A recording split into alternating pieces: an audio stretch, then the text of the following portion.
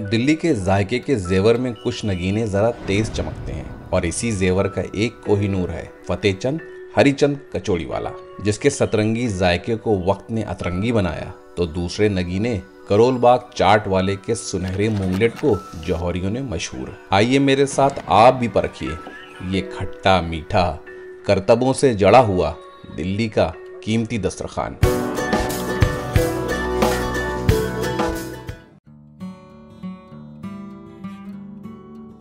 मेरा कल का सफर अधूरा ही रह गया था, इसलिए मैं जल्दी उठने के इरादे से सोया, लेकिन अलार्म बजता रहा और फिर से देर हो गई। और जब सुबह तेजी से दोपहर की ओर भागने के लिए खड़ी हुई तो मैंने ऊबर बुलाई और सबसे पहले पिक किया मयंक को और हम निकल पड़े जायके के उस कोहिनूर की तरफ, जिसके एक अंश के खातिर जायके के हजारों जौहरी पहुंचते हैं दिल्ली के Civil Lines. A legendary spot in the civil line area of New Delhi, and this is called Fatehchand Kachori Wala.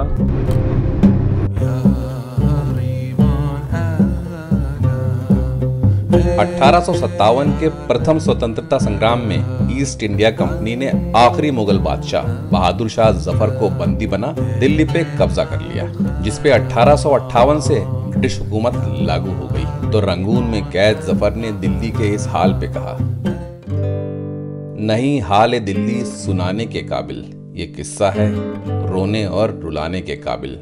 उजाड़े लुटेरों ने वो महल जिसके जो थे देखने और दिखाने के काबिल। ना घर है ना दर है रहा, बस एक जफर है हाल दिल्ली सुनाने के काबिल। और उसी ब्रिटिश राज के अवशेष न्यू दिल्ली के सिविल लाइंस में है ये फतेहचंद कचौड़ी वाले। लेकिन इस दस्तरखाने दिल्ली का हाल जफर नहीं, मैं बताऊंगा।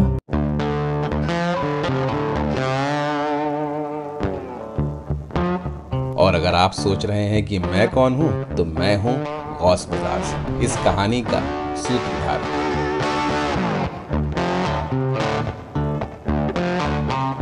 Let's ask around and see where Fatehchand Kachori Wala is located.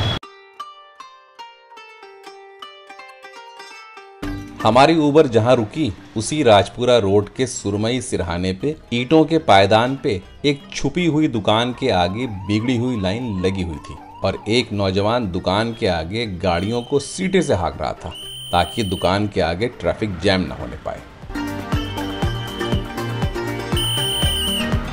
मैं जब नजदीक पहुंचा तो पता चला ये 5 बाय 8 फीट की दुकान असल में फतेहचंद के बेटे हरिचंद कचौड़ी वाले के नाम से मशहूर है। हरिचंद छोले कुलचे मटर कचौड़ी। मैंने सोचा नाम में क्या रखा है, जायका असल होना चाहिए। और लोगों के चेहरों की खुशी और भीड़ यहाँ के शोहरत की गवाही दे रही थी। इतने में फतेहचंद के पोते नंद किशोर ने मुझे प्यार से कहा, भाई आप अंदर आ जाइए, ऐसा मौका मैं कहाँ छोड़ता हूँ।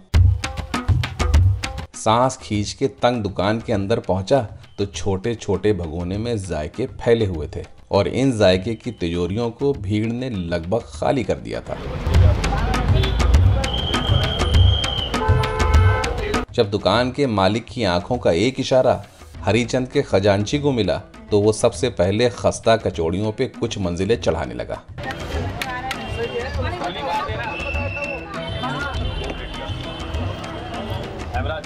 फिर एक एक करके सारे भगोने लवाजमात से भर दिए, महीन धागे नुमा अदरक के लच्छों से लेकर सुनहरी सेव तक। और एक तरफ हरी धनिया की पत्तियों का ढेर सजाया तो दूसरी तरफ खजूर की चाशनी में बनी गाढ़ी चटनी में केले की गिन्नियां तराश दी। दर्जनों बार भरे गए ये भगोने एक बार फिर से खाली होने को तैयार थे। कचौड़ियां बनाने के लिए सबसे पहले नंद किशोर जी ने एक भगोने में निकाली मखमली घुटी हुई मटर और ऊपर से डाला अपने 36 मसालों का जादू। साथ में डाला नमक, अमचूर की हरी चटनी, एक नींबू का रस और धनिया और अदरक ऊपर से छिड़क के छोलों को एक चम्मच से देर तक फेंटा।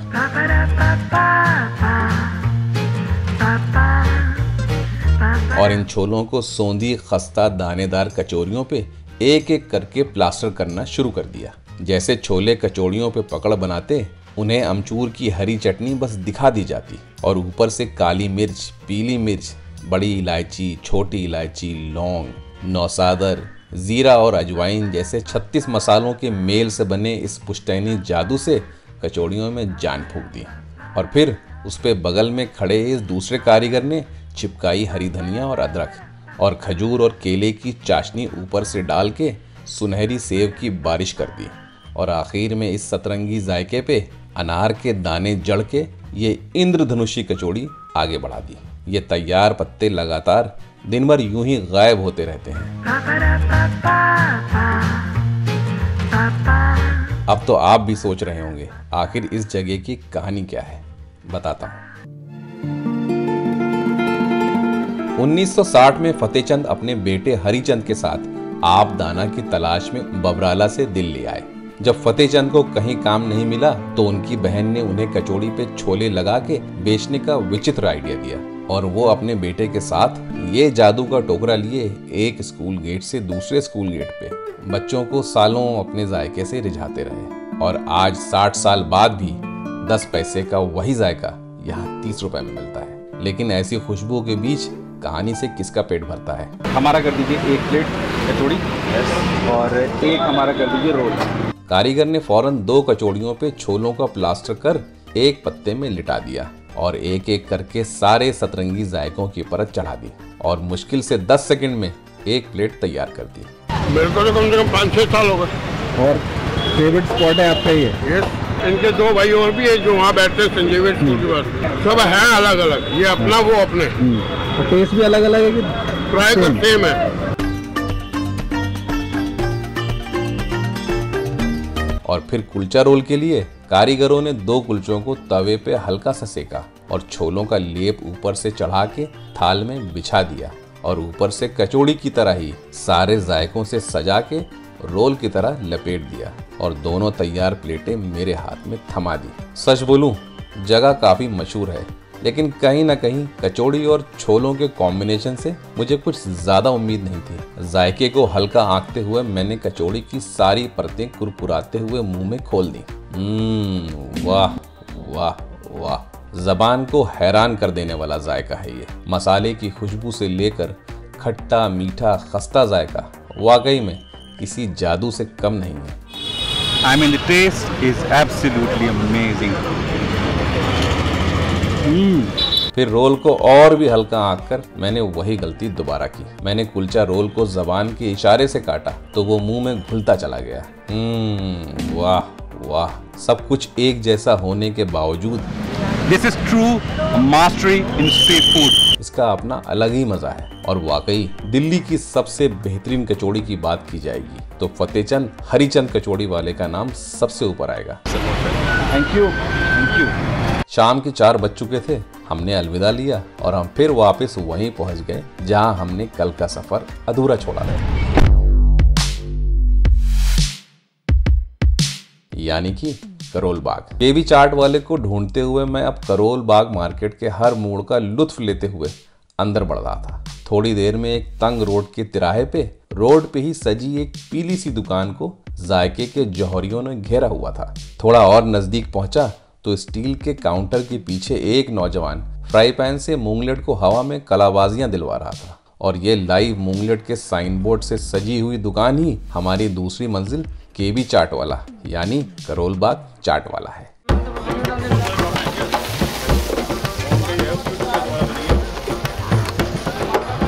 कोने में कसी हुई रेडी नुमा इस दुकान पे मैंने पहुंचते ही अपने मूंगलेट का ऑर्डर दे दिया तो मुझे 20वां नंबर मिला। और अपनी इस शोहरत की कहानी बताने केवी चाट के मालिक दिनेश कुमार उर्फ बिट्टू मेरे पास खुद ही आए और बताया कैसे उनसे गलती से इजाद हुआ ये वेजिटेरियन ऑमलेट, जिसको उन्होंने मूंगलेट का नाम दिया। वेजिटेरियन ऑमलेट इसलिए बनाया था कि हमने एक तवा था हमारा कुलचे का, तो हमारे बल्ले की दाल आई थी बनने के लिए, उस दिन बल्ले नहीं बना पाए थे, ग्राहक कुछ ज़्यादा हो गया था, तो हमने सोचा आज चीले बनाए जाए।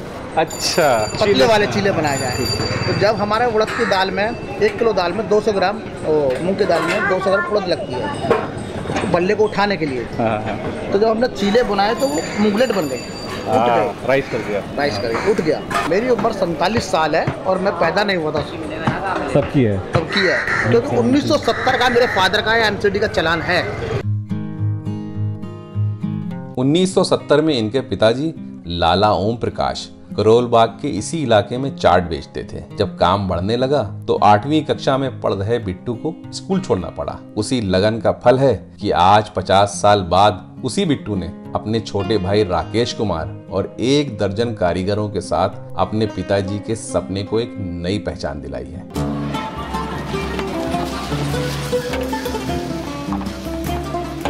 यहाँ एक तरफ टिक्की और कचालू की चाट बन रही थी तो दूसरी तरफ लगातार मूंगलेट तैयार हो रहे थे, लेकिन भीड़ थी कि थमने का नाम ही नहीं ले रही थी। मूंगलेट के इस काउंटर पे सबसे आगे लगा था एक 4 बर्नर का ग्लास टॉप वाला चूल्हा और कारीगर के सीधे हाथ पे स्टील के 3 गहरे कंटेनर्स में रखी थी पुदीने की हरी चटनी, बीज वाली लाल चटनी और खजूर की गाढ़ी चटनी। और कारीगर के ठीक सामने स्टील के छोटे छोटे कंटेनर्स में लाइन से फ्रेश वेजिटेबल्स सजी हुई थी। सबसे पहले रेशमी चुकंदर के लच्छे, हरी धनिया, स्वीट कॉर्न, छोटे शिमला मिर्च के चौकोर टुकड़े, प्याज और आखिर में मूंग दाल की पिट्ठी थी। ऑर्डर आते ही नीली यूनिफॉर्म में इस कारीगर ने सबसे पहले एक स्टील के मग में 2 चम्मच भर के गाढ़ी पिट्ठी डाली और फिर बड़ी रफ्तार से शिमला मिर्च और स्वीट कॉर्न डाल के ऑमलेट की तरह फेंटना शुरू कर दिया।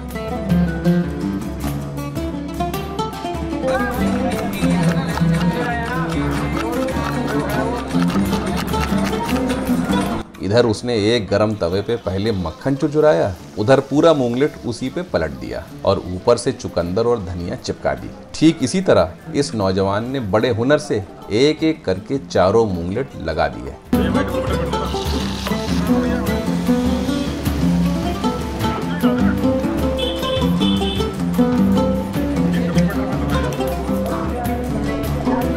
अच्छा मूंगलेट बनाने में सारा खेल वक्त के अंदाजे का है, जिसमें यह कारीगर मंझा हुआ मालूम होता है।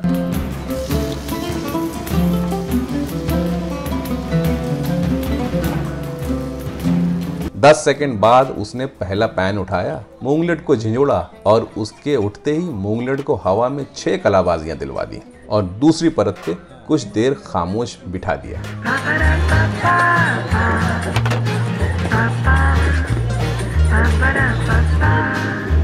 जब नीचे की सतह सुनहरी हो गई तो ऊपरी सतह पे चम्मच से पूरे मूंगलेट को 6 हिस्सों में बांट दिया और उन गहरी लकीरों को मक्खन से भर के पलट दिया। अब ये मूंगलेट मक्खन के सहारे लाली आने तक धीमी आंच पे सिकेगा।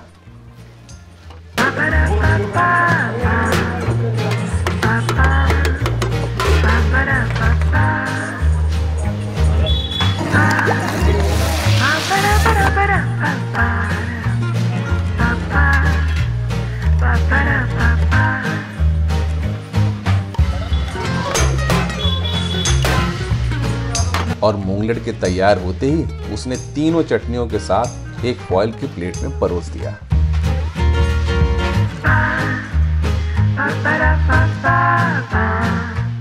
स्ट्रीट फूड का अवार्ड भी मिला मुझे। आसान मालूम होता है लेकिन खेल इत्मीनान और अंदाजे का है। आंच ऊपर नीचे हुई तो मूंगलेट जल भी सकता है, लेकिन ये कारीगर एक ही रंग के खूबसूरत मूंगलेट लगातार उतारता रहा और आखिर 15 मिनट बाद मेरा नंबर आ ही गया। मेरे कहने पर उसने मेरा मूंगलेट थोड़ा और लाल और सोना कर दिया और मोहब्बत से मक्खन थोड़ा सा ज्यादा डाल के तीनों चटनियों के साथ परोस दिया।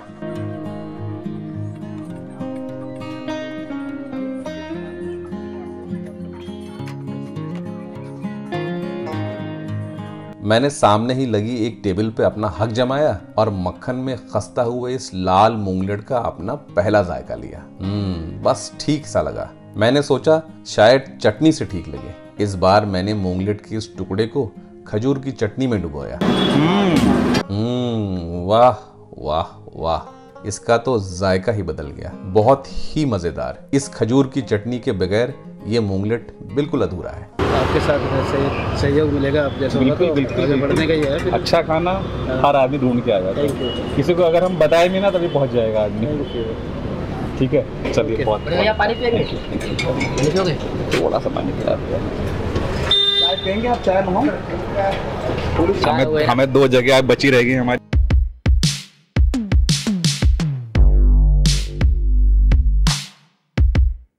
और आपको लुत्फ दिलवाऊंगा दिल्ली के 2 और बेहद लजीज जायकों का। तब तक के लिए सत श्री सलामस्ते।